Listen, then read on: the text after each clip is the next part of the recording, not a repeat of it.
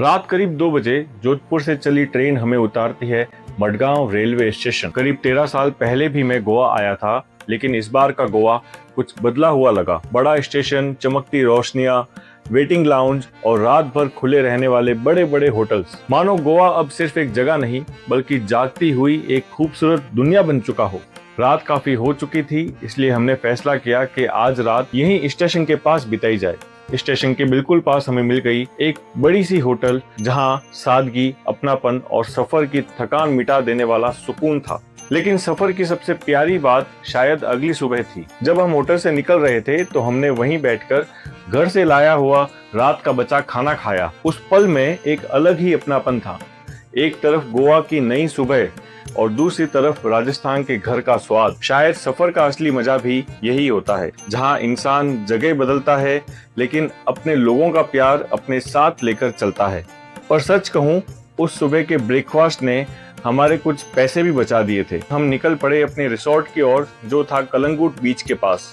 जैसे ही सफर शुरू हुआ, गोवा ने अपने असली रंग दिखाने शुरू कर दिए। लंबी साफ सड़कें, दोनों तरफ झूमते नारियल के पेड़, हरी भरी वादियां और वो सुकून जिसे शायद शब्दों में बयां नहीं किया जा सकता। गोवा को सिर्फ देखा नहीं जा सकता, इसे महसूस करना पड़ता है।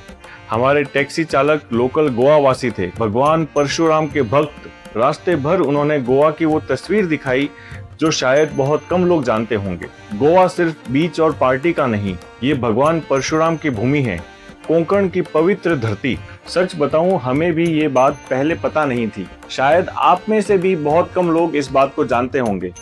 लेकिन जब हमने इसे गूगल पर पढ़ा तो पता चला कि हमारे ड्राइवर भाई बिल्कुल सही कह रहे थे। कहा जाता है कि भगवान परशुराम ने अपने फरसे से समुद्र को पीछे हटाकर कोंकण और गोवा की इस पवित्र भूमि की रचना की थी। और शायद यही वजह है कि रास्ते भर हमें भगवान शिव और भगवान श्री राम के कई सुंदर मंदिर दिखाई दिए।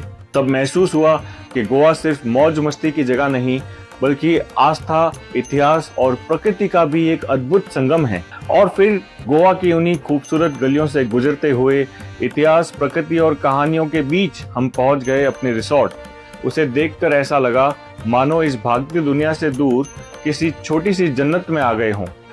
सफर अभी शुरू हुआ है और गोवा अभी बहुत कुछ दिखाना बाकी है।